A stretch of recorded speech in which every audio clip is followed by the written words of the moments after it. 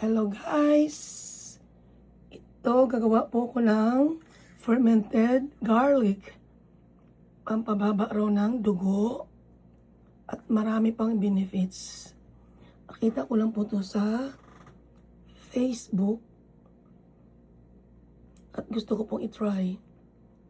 Bali, ilalagay nyo po natin ito sa hachimitsu, sa honey. Ay, sorry na yung boses ko. Pause.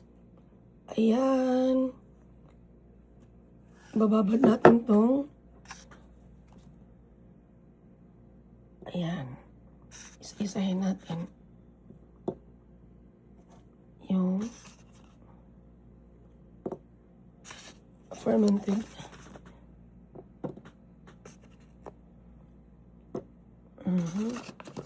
Mga natutulog yung ating shout out po kay nanay. Siya po yung nagbigay sa akin ng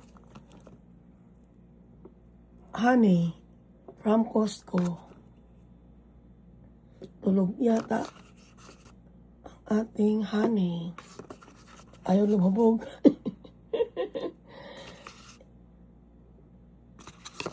Ayan. Shake lang po natin to. Tapos tatakpan.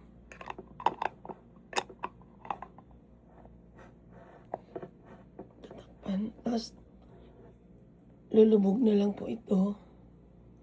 Shake po. Every day po si-shake daw po ito para